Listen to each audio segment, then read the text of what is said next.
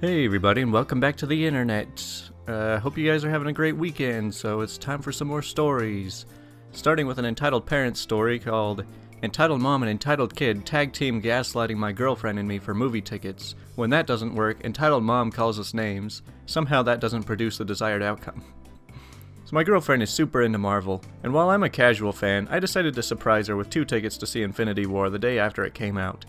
The only time not sold out was the 8:30 a.m. show, so we busted our butts out of bed at 7 a.m. to get breakfast beforehand. We each used a vacation day, worth it, to make it a girl's day. My girlfriend owns a car, so she picked me up. We drove through a Starbucks for coffee, and parked on the street outside the movies. She's tired but excited, like kid in a candy store excited. So we pay for parking and head inside. So far so good.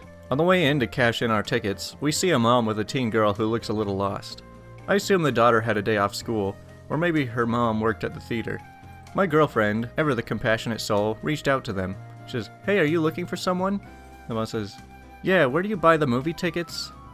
That's a fair question, honestly. The movie theater is in a complex of sorts. The movies themselves are on the 3rd floor of this building, while bars and restaurants and even a karaoke place are available on the 1st and 2nd floors.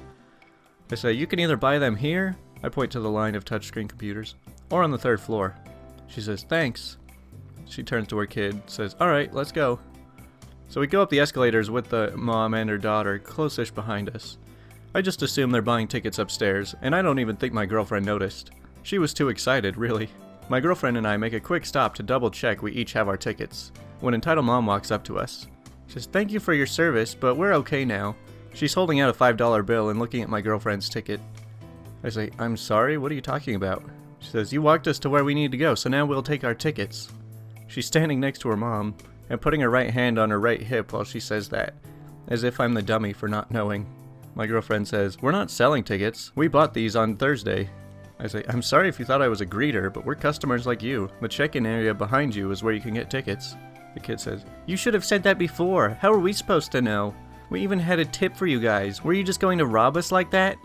I assume the tip she meant was the $5 her mom had. I grab my girlfriend's hand and try to shoulder pass the pair before the entitled mom gets in my face. Keep in mind, it's barely past 8 a.m. She says, "Listen, F-words, we can do this the easy way or the hard way. I know that..."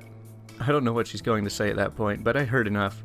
I stood my full height and snapped my neck down to look directly into her eyes, cutting her off. I say, "Listen, lady, these are our tickets. You don't like it? Tough. Maybe if you or your daughter had a job to purchase tickets, you wouldn't have to intimidate strangers at 8 a.m. to try and get into a movie you can't afford." The kid, surprised that her mom's plan to get tickets didn't work, says, "What's your problem, lady?" My girlfriend says, "You." The mom says, "I know the manager. I'll have you banned for life." With that scene, we walk away and got our tickets processed, and then find our assigned seats. I never did find out if the entitled mom and entitled kid got tickets in. I hope not. I think it's just a rule in the Entitled Parent Handbook that you either have to speak to the manager or you know the manager. It's also funny that in all of these stories, it's like if you know the manager, that automatically means you have all say in who is allowed in and out of this business. I don't even think that, even if my dad was a manager somewhere, that I could get anyone banned if I really wanted to. But that's what makes these entitled people just so fun to be around. So the next story is from Tales from Retail called "Your Daughter Did What with the Lip Gloss?" So for a little backstory, I work in a small women's clothing store in the mall. It was based more around Chinese/Japanese clothing styles. So my boss ran another store at the other end of the mall with Chinese furniture and other random bits thrown in for good measure. I should also add that my boss is a horrible man with no common sense, and I seriously disliked working for him. Now on with the story. So it had been a slow day, school was still in, so I had been cleaning up in the store, dusting, sorting the clothes, because if I didn't, my boss would call me while watching the camera feed, making sure I was doing something. Suddenly, I heard the distinct sound of people stomping their way over, so I turned around and walked back up to the register. The angry dad says, "Hello, do you sell lip gloss here?" This man looked like he wanted to reach over the counter and strangle me. I say, "We sell lip gloss, it's all right here on the counter in the front." He says, "No, not like that." I sat there confused, wondering what this guy could be talking about. This man was fuming, and his wife looked like she wanted to cry, but was holding back as hard as she could. The guy says, "My daughter told me she came to a mall and went to a Chinese store in the mall and bought some lip gloss out of a case. When she got home, she opened it to put it on and tased herself in the face." Instant horror and recognition filled my face as a light popped on in my head. The other store my boss ran sold small weapons as well. Small knives, daggers, and swords, and hidden tasers. Someone at his store had sold a teenager a small taser and she zapped herself in the face. I tuned back in at this point. It says, "We tried the Himalayan store downstairs, but they pointed us up here. So where did our daughter get that lip gloss?" He still looked like he wanted to start screaming at me with everything he had. I say, "I'm sorry that happened, sir, but we do not sell tasers here. I could point you to the store at the far end of the mall. I know they sell small weapons, so that might be your best lead. I'm terribly sorry that happened to your daughter, and I hope that she's alright." I watched as the dad spun on his heel and marched off like a man on a mission, his wife tailing behind him looking like she wanted to fight someone. I looked up at the camera and pointed at it, shaking my head, not sure if he had been watching the show through the cameras that had been installed a few weeks before. Honestly, I never found out what happened with that story, even though I asked a few employees about it, but they didn't know either. I really hope the girl was alright, but who the heck buys lip gloss out of a weapon case? So, TLDR, teenager's bright idea to light up her face has a disastrous result. I don't blame the girl at all. I blame my ex-boss who should have known better than to have something like that in the case. Plus, they would usually card anyone who tried to buy any of the weapons out of the case. You had to be over 18 to get anything out of it. Well, that's an interesting mistake to make. What's next? Super glue eyeliner? Alright, this one is from I Don't Work Here Lady, called I Wasn't Working. Okay, so this happened at least 2 or 3 years ago. I used to work as a cashier at a supermarket in my hometown. The place has a good amount of regulars, and they were generally friendly. I didn't know at the time, but apparently I was a favorite due to the fact that I'd tried to be as friendly and polite as possible while dying inside. So I was at the mall with my best friend, which is far away from my place of work, and I was not representing the supermarket in any way. While in a store, I think it was like a clothes store or something like that, this crazy lady sees me and recognizes me from the supermarket. She was a regular, and comes over to me and starts to make conversation. I don't remember what was said, but apparently I said more than one curse word. The crazy lady left. I had a great day with my friend and didn't think anything of it. I go to work the next day and start work as usual. It's close to close. Man, English is messed up. And it's just me and my coworker. The store's dead, so a coworker and I start to make conversation. Says, "So you went to the mall the other day?" He's like, "Yeah, how'd you know?" He says, "A customer," crazy lady, "came in the other day and demanded to talk to the manager. When they came out, they started complaining about you swearing at them and being unprofessional. The manager asked when this happened, as you didn't work that day, and the crazy lady said it was at the mall. The manager, looking like they're trying to hold back laughter, tells them that when I'm not at work, I can act like anyone else and have no obligation to be polite when not in uniform, on the clock and on store grounds. The crazy lady was pissed and left. The manager then started laughing their butts off. I was dying of laughter at this point. The crazy lady either never came back to the store or never came through my line again. Man, the crazy lady probably went out of her way just to go to the store and complain about it. But man, that's gotta be annoying. Like, have you guys ever like run into customers from your work when you were like far away from work? I bet that can get kind of awkward. So this story comes from Malicious Compliance, called "But You Still Have 17 Seconds Left on Your Timer." So I'm not exactly proud of this one because I could see where the customers came from, but I think those of you who have dealt with the condescending customer before can appreciate it for what it was. So I supervised a mom and pop restaurant for several years that dealt specifically with shrimp and fish. Outside of cleaning and prepping the stuff, the main deal was cooking it in several big old fryers. It's involved work, but it's not hard work. Just stick the basket of food in the fryer and set a timer for 3 minutes. And when it comes out, just bag it up and give it to the customer. Easy work, though it gets a bit complicated on, let's say, a busy day like Friday, where we do anywhere between $1 and $1.3K during the 6-hour shift, or maybe 1.5 to 1.7K if it was really busy. See, that's a normal busy Friday. When it's Lent season, business would boom significantly. Like we'd do 5 to 7K during the Friday shifts, so yeah, busy. When it's that busy, you can't exactly rely on timers as much because there's so much food going in and out of the fryers. The temperature fluctuates, so you gotta eyeball it. I'll have food burning at 2.5 minutes, or some food taking up to 4 minutes to look right. So here's where the malicious compliance comes in. During a Lent Friday night dinner rush, we'll get hundreds of people coming into a shop that's probably smaller than a middle-class living room. I'm talking like the waiting area on the other side of the counter was probably 20 feet by 7 feet, so it can get pretty cramped. I have my register person taking orders and making bags, and pushing them along the line while my weigh table people can weigh out the food so I can start cooking them. When the order is done, I'll shove it into the bag and yell either the name or the order, and someone in the crowd will come and grab it, and be on their way. It's a very intimate setup. So I got a counter full of about 20 bags, each bag with a different order, and this one bag gets to me and it says, "Cook shrimp an extra minute," or something to that effect. Now, like I said, the fryers cook funny when there's that much food going in and out, so using my years of shrimp frying experience, I extrapolate in my head what the food should look like if cooked for that long under normal conditions, and cook it until it looks like that. I pull the food up and I hear an from behind me, and I look. It's this lady apparently following her bag down the line, waiting for me to drop the food. And I set her own timer. She said with a crappy gotcha attitude while looking at her own timer, "Yeah, you need to cook that for an extra 45 seconds. At this point, her food was already looking too done, but she interrupted my flow and gave me an attitude. So I blurted out, "Oh, okay," and set a timer for 45 seconds and put it on the counter. I bagged some other people's food and I hear the lady behind me again, apparently with a little less teeth to her words this time. "Oh, I think it's done now." And I grabbed my timer that I had set right in front of her, looked at it, and yelled with an equally condescending, crappy gotcha attitude, "Oh, but it looks like you still have 17 seconds left," and smacked it down and waited until the timer went off. 17 seconds can feel like a long time in those kinds of situations. Finally, the timer went off, I grabbed the food, and it looked burnt. I bagged it up and gave it to her and said, "Here you go, miss. Enjoy the rest of your day." She muttered a thank you and walked off, and my coworkers and customers had a little laugh about it. Never got a complaint. Now don't get me wrong, I get it. As a customer, I can be finicky sometimes too, but the problem was I was honoring her request.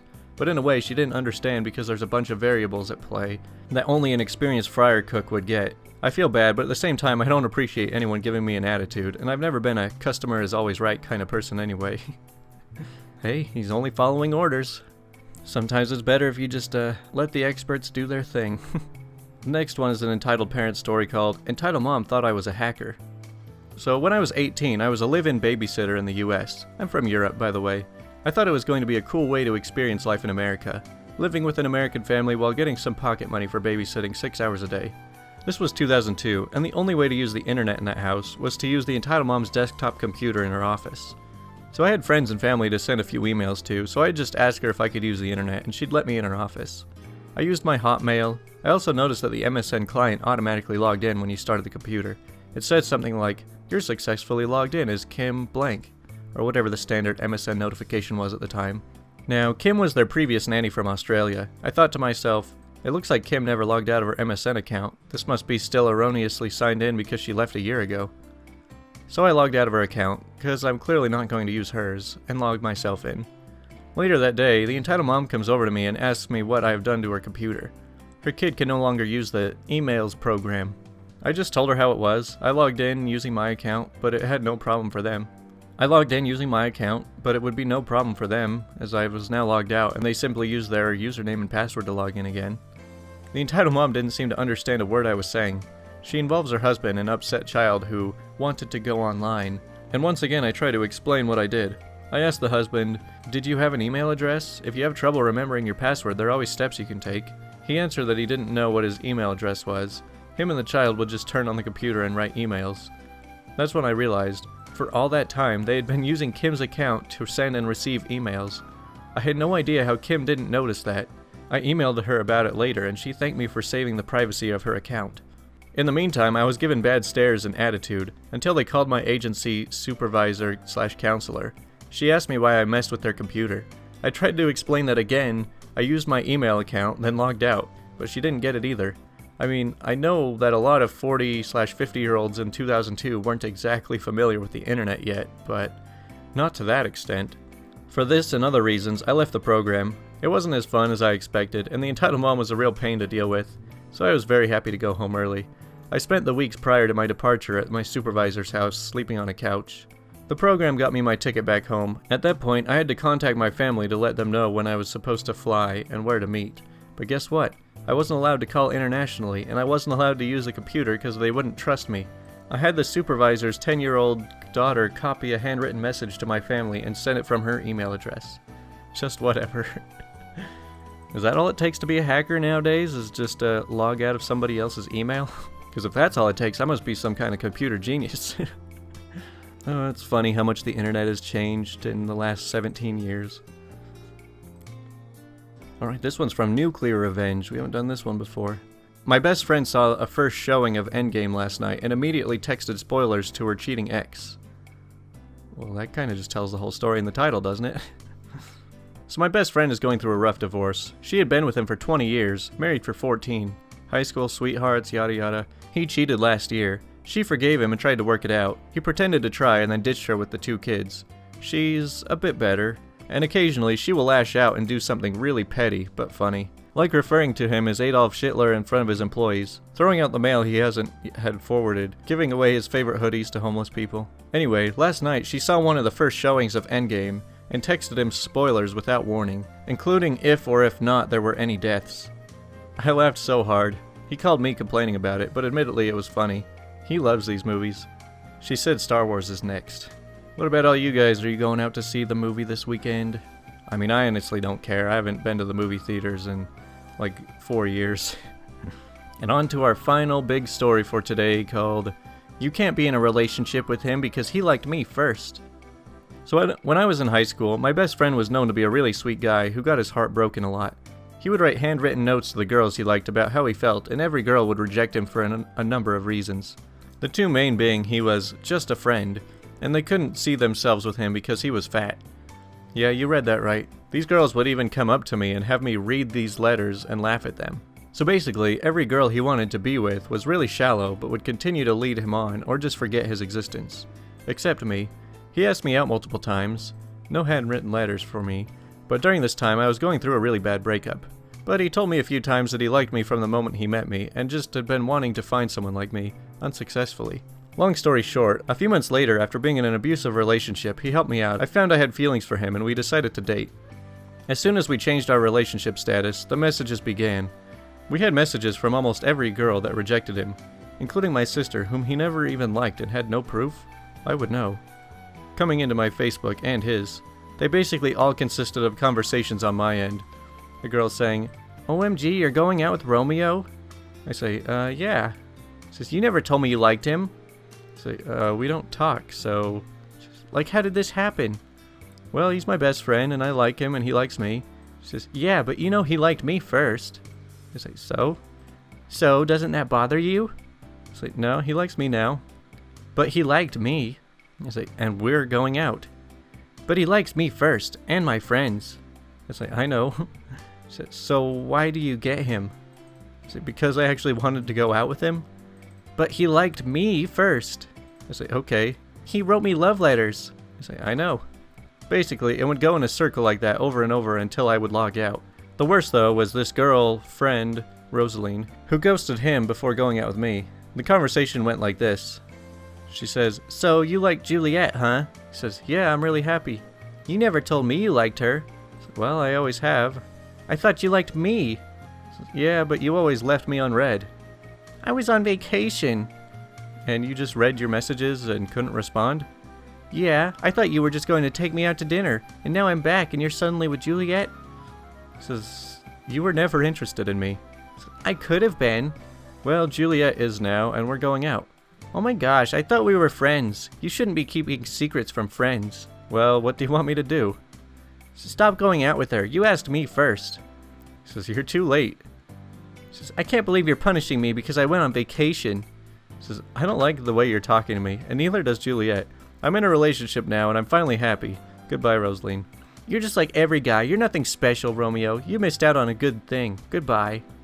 Romeo and I are engaged now, and I have a cat. I do feel kind of bad for the reason for ending the friendship between Rosaline and him, especially with how her story ended. But I still could not believe the people who felt that they were entitled to be with Romeo simply because he asked them out first. I guess I'll end this post with a Taylor Swift quote I think works for this. "Love is a ruthless game unless you play it good and right." See, that's because girls only want what they can't have. Like, if you're desperate and you're asking a girl out and she's not interested, the only way to get her interested is to make her jealous and find another girl. That's what this story really says. I mean, that's probably not always the case, obviously, but there are some people like that out there. Anyways, thanks for listening to some stories today. Sorry I didn't do a question video last night.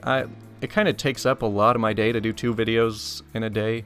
So it's not going to happen every day, but don't worry, I'm not cutting it out completely. So it's just not going to be every single day like these ones will be. So anyways, thanks for watching, everybody.